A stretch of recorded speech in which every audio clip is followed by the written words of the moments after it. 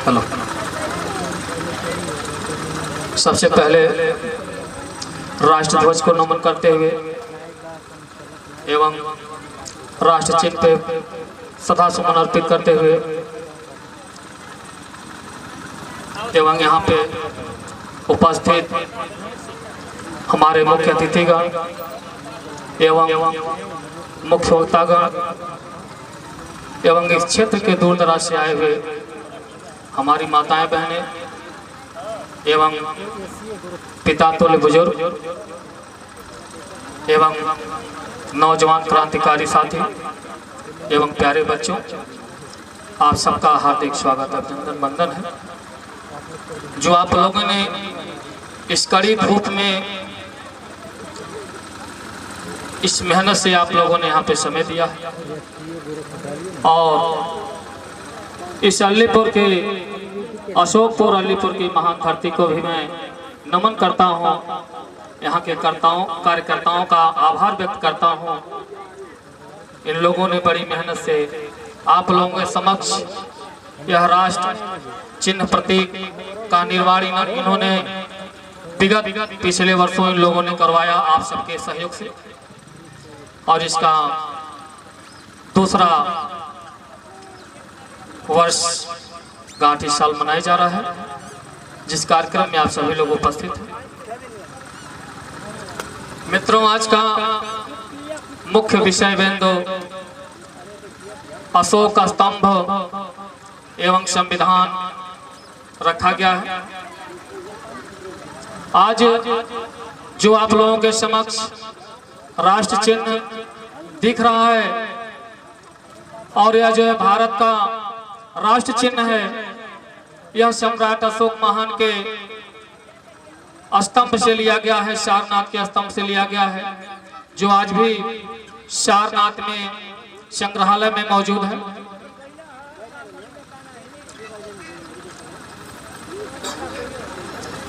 मित्रों, जैसा कि अभी पिछले बहुत सारे वक्ताओं से आप लोगों ने बहुत कुछ जाना, सम्राट अशोक महान पहले वो सम्राट थे, फिर वो महान हो गए। जब तक वह युद्ध करके देश का विस्तार और विकास कर रहे थे, तब तक वो सम्राट थे, और जब उन्होंने भगवान बुद्ध के धम्म को अपना लिया और धम्म के बल पे पूरे विश्व पे शासन करना शुरू कर दिया, तब से वो महान हुआ।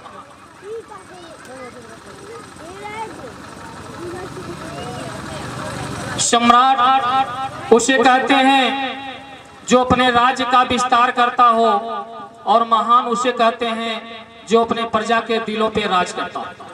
सम्राट अशोक महान अपने प्रजा के दिलों पे राज करते थे, भगवान बुद्ध के बताए हुए धम्म के बल पे। अभी आप लोगों ने बहुत सारे कार्यक्रमों में आप लोगों ने सुना होगा, अलग अलग कार्यक्रमों में अलग अलग वक्ताओं के बयान होते हैं कि यह जो है अशोक चक्र भगवान बुद्ध से लिया गया है, लेकिन मित्रों ऐसा नहीं है। चक्र आप लोगों को मैं बताता हूं, चक्र 3 तरह का होता है। एक होता है सुदर्शन चक्र, आप सभी लोग जानते होंगे, ज्यादा उस पर व्याख्यान नहीं करेंगे। और एक होता है धम्म चक्र, जो भगवान बुद्ध का चक्र है, जिसमें 32 तिल्लियां होती हैं और उनके 32 गुणों का उसमें व्याख्यान होता है। और अशोक चक्र जो झंडे के बीच में निर्मित होता है, उसमें 24 तिल्लियां होती हैं। वह राष्ट्र के कल्याण के लिए, मानव के कल्याण के लिए, विश्व के कल्याण की बहुत सारी बातें उस तिल्लियों के माध्यम से जानी जाती हैं। तो चक्र इस तरह से 3 तरह का होता है: अशोक चक्र, धम्म चक्र और सुदर्शन चक्र।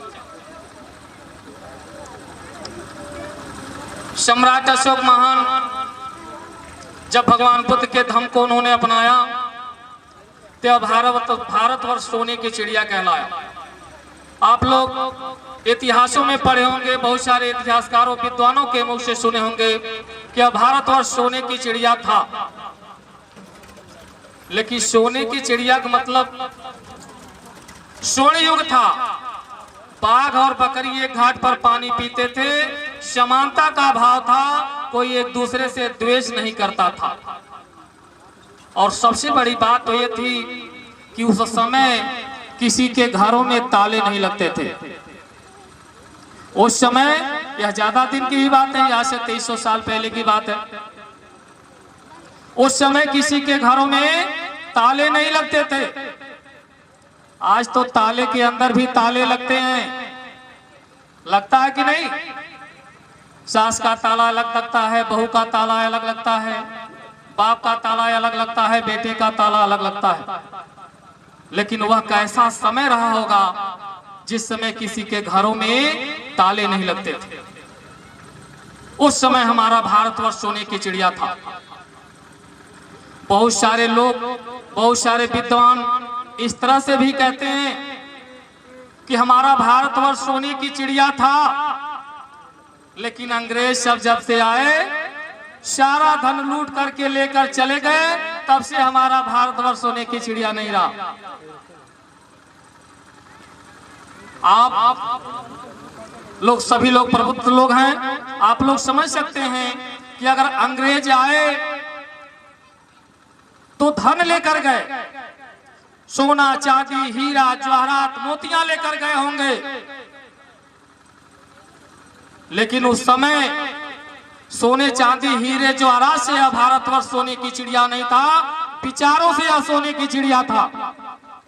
तो धन लेकर गए, लेकिन उस समय के विचार क्या हुआ, जिस विचार पे चल करके यह भारतवर्ष सोने की चिड़िया हुआ करता था। पुनः इस देश को सोने की चिड़िया अगर बनाना है तो पुनः आज से 2300 साल पुराने जो विचार थे, उस विचार को पुनः उस विचार पे, उस मार्ग पे चलना होगा। भगवान बुद्ध, विश्व गुरु भगवान बुद्ध जो है, उन्होंने पंचशील दिया सबको। उन्होंने सबसे पहले कहा कि अकारण किसी भी प्राणी की हिंसा नहीं करनी चाहिए। दूसरा उन्होंने कहा चोरी नहीं करना चाहिए। तीसरा उन्होंने कहा व्यभिचार नहीं करने चाहिए। चौथा उन्होंने कहा झूठ नहीं बोलना चाहिए।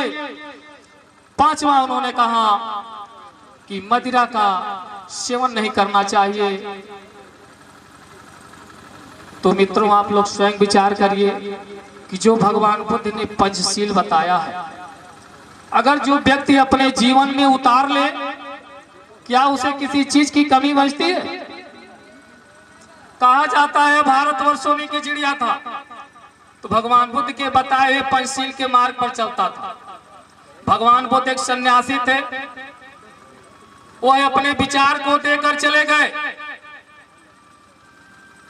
लेकिन उनके बाद जब सम्राट अशोक महान का समय हुआ और कलिंग युद्ध के बाद जब उन्होंने युद्ध को छोड़ करके धम्म को अपनाया, तो उन्होंने अपने देश का संविधान बना दिया, पंचशील का पालन करना सख्त अनिवार्य। और जो व्यक्ति इस पंचशील का पालन नहीं करेगा उसे दंडित किया जाएगा। जैसे आज भी आपका संविधान है, भारतीय संविधान है, इसमें बहुत सारे नियम हैं कि जो भारतीय संविधान के नियमों का उल्लंघन करेगा उसको दंडित किया जाएगा। तो उस समय भगवान बुद्ध के बताए हुए पंचशील को उन्होंने अपना संविधान बनाया, जिस संविधान पर चल करके आज तो यह भारतवर्ष बहुत छोटा है, उस समय यह भारतवर्ष बहुत बड़ा था, जिस समय यह भारतवर्ष सोने की चिड़िया हुआ करता था। उस समय यह भारतवर्ष सोने की चिड़िया हुआ करता था। लेकिन 1947 के बाद जब हमारा भारत आजाद हुआ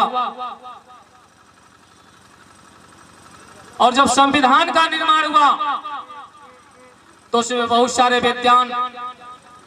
विद्वान उसमें जो है अपने अपने विचार मंथन करके संविधान का उन्होंने निर्माण किया। और उस संविधान में